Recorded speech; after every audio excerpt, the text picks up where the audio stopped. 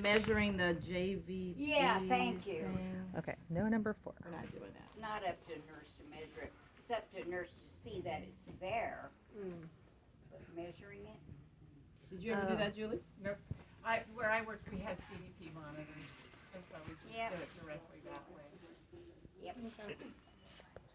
And generally, very rarely, you guys, does one little thing stand out by itself in isolation.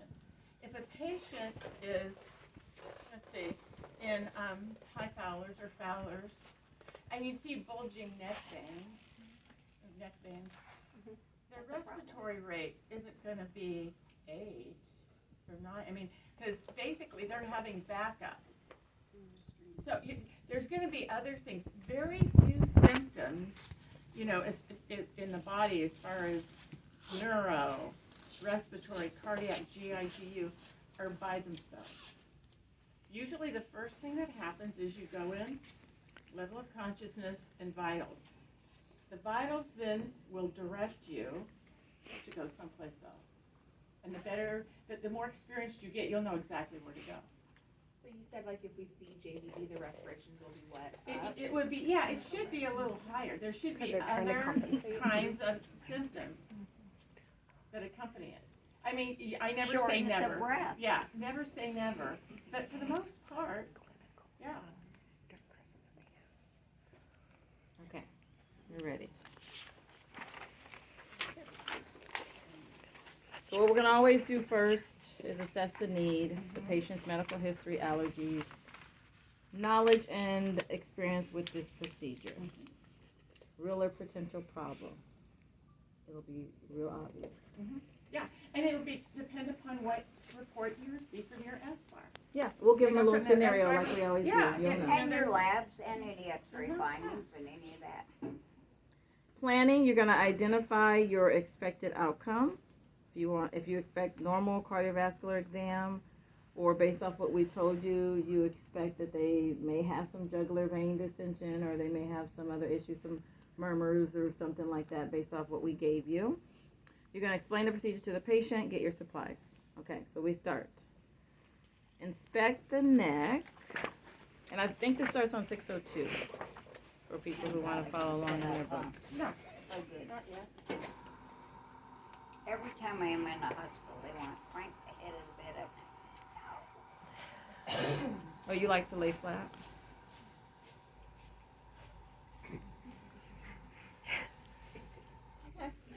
All right, with the patient supine, inspect the carotid and jugular venous system in the neck for pulsations. So just inspecting. Right there.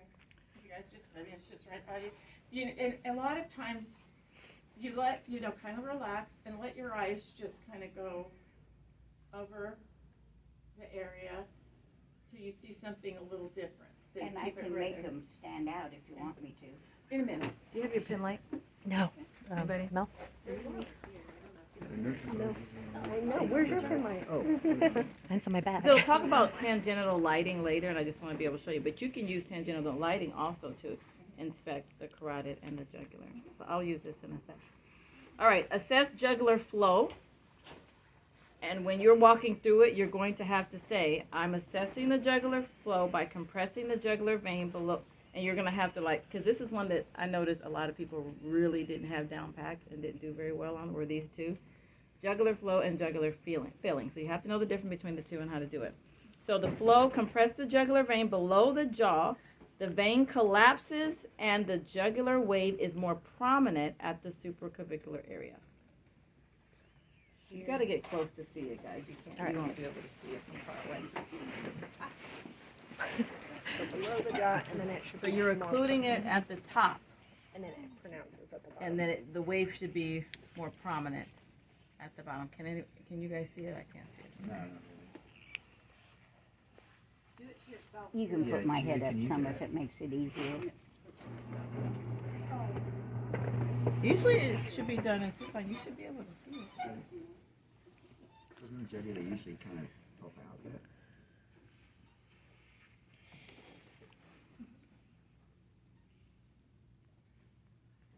Let's just go right here. Not coming out. Like, no, there's a little bit. Well, when you guys are superficial. practicing, I usually can do it. I'll come See? around Yeah. and we can get it done. Jugular filling, Are stay they here. starting to pop out? Breathe, Sally.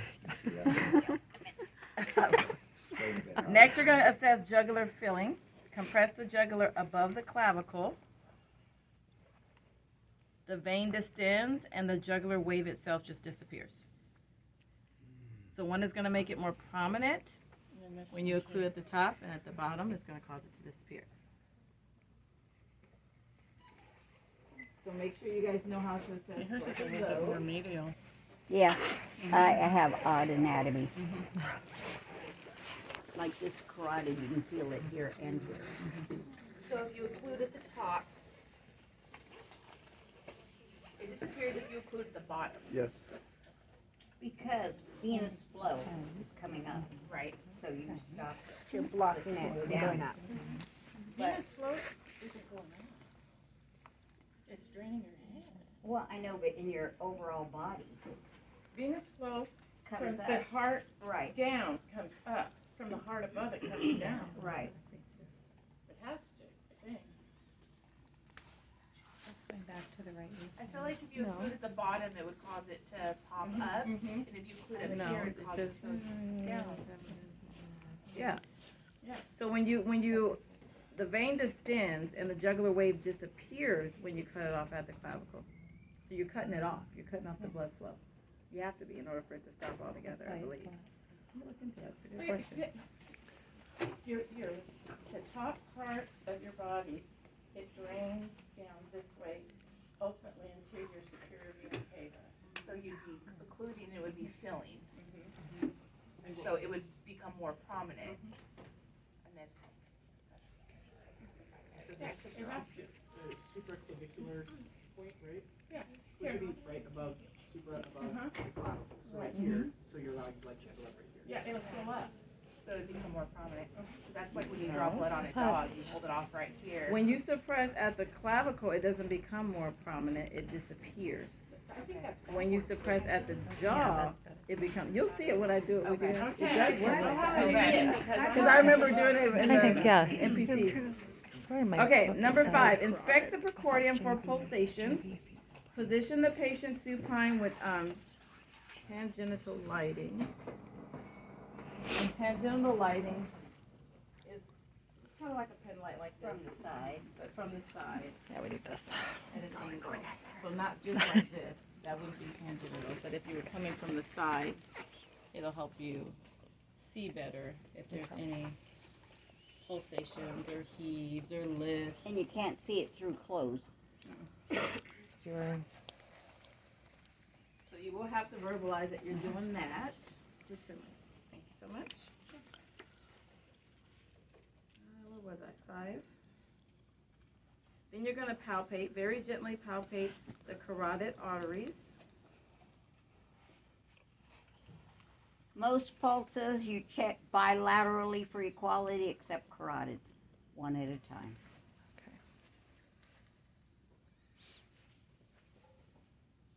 It says, note the rate, rhythm, amplitude, and symmetry of the pulses. Note the contour, symmetry, and elasticity of the arteries. Note any thrills. We talked about thrills before, you guys Yeah, remember? and you just And have see to, how everybody's a lateral little pulse bit goes. different. If you kind of go right here over your thyroid, you know, your cricoid, and then just over lateral a little bit. Right there. We didn't talk about thrills, maybe I missed it. No, I don't. You'll feel a little bit of a little, yeah. And that's abnormal. Yeah. I you don't have want a tortuous left carotid, which means you can feel it here and back here. Because it goes like this instead of straight. Palpate the precordium. Have the patient sit up and lean forward. If lying down, have the patient turn to the left side. So we'll have her, you want to turn left or sit up? I'll sit up. That's fine. Palpate in all 5 areas. Feel for pulsations, lifts, heaves, and thrills.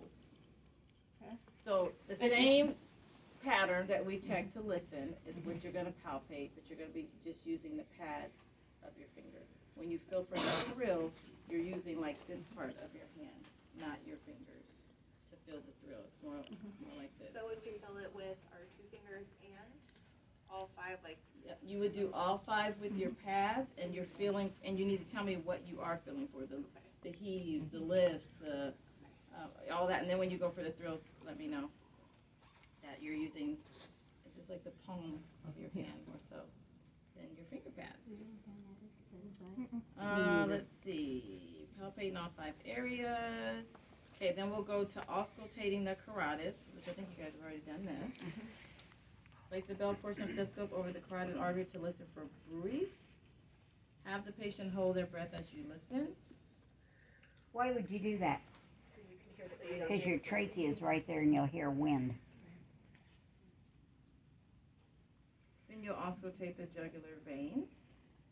Place the bell portion of the stethoscope slightly over the jugular vein to listen for a low-pitched venous hum. Have the patient hold breath as you listen. So you should hear that hum.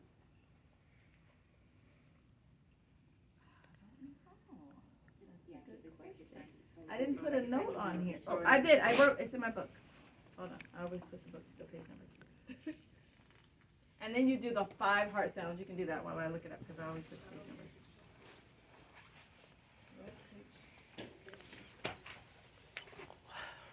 The herbs is right here. This is the benign Louis right here. It says it can be heard in children. It's more normal in children. It's on page 604. Here?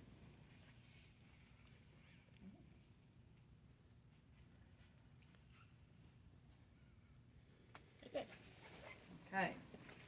And I think you would also listen with the bell. Yes, I did. You did both sides? I didn't do both, I just did the bell usually. I mean, that's. So I think I think you'd have to do both on here. Mm-hmm. The way I usually do it is listen Yes. with the diaphragm, flip, listen with the bell. Move on to the next one, listen with the diaphragm, listen with the bell. Listen with the diaphragm, listen with the bell.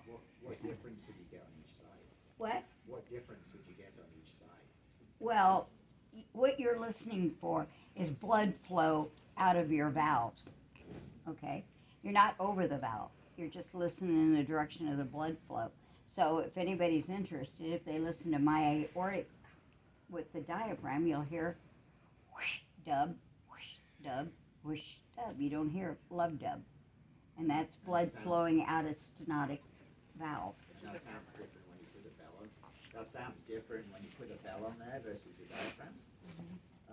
You can hear those. High really pitched better. and low pitched Yeah. is the difference. One of them's for high pitch, one of them's for low pitch. So it does say you have to listen with both the bell and the diaphragm at the sites. And you can do it the way she said, or you can just do all heart sounds. Listen for your love dub and then go back. It's up to you how you want to do it. Assess murmurs. If you hear a murmur, assess it. The location, quality, frequency, intensity, timing, duration, configuration. If it's constant, or there's a crescendo or a decrescendo. Am I saying that right? Crescendo, decrescendo. Yeah. So if it's progressively increasing in intensity, that's which one? Crescendo. If it's increasingly. So like, if you look decreasing. at the waveform, it goes. She's good with sound. Huh? You're good with sound. You're good with sound. You're good with Maybe it's making because my sound. hearing's not so good. All right. Let's see. Radiation. Respiratory variation. Does it change with breathing? Inspect the periphery for color, temperature, and edema. This is another one people missed a lot, so don't forget that. Number 12. Palpate the peripheral pulses. So this time you're not just going to be doing radial and pedal like you did before. You're going to do your radial, your brachial, femoral, popliteal, dorsalis pedis, and posterior tibial. So you'll have to check all of the pulses and know where they are. Femoral, we don't expect you to really get into people's growing areas, but you would tell me where you would locate them. Nerve, artery, vein, empty place lymphatics. Wait, how did you say it? How did you learn Navel, it? N-A-V-E-L. Oh, that's how you learned it? Oh, cool. Placing the distal pads of your second and third finger firmly palpate. You guys know how to do that. Describe the amplitude. You know how to do that. You already know how to do that. All right. So most of that you already know. You already know how to do. So assess. You will have a hard time though finding people's. I think it was a popliteal one of the ones. The hardest Poplar one. heels are hard. But we'll be there to help you locate them. And sometimes you'll have somebody that you're doing it with and you really can't find it, but we know you're in the right area. We're not going to waste a whole bunch of time trying to make you locate it, but you just need to know where they are. Okay. If there's go any for 'em. question at all too, I mean, there's lots of ways to do this. Most nursing units have a Doppler. You can use the Doppler to listen to anything. You can use the Doppler to listen to your heart valves.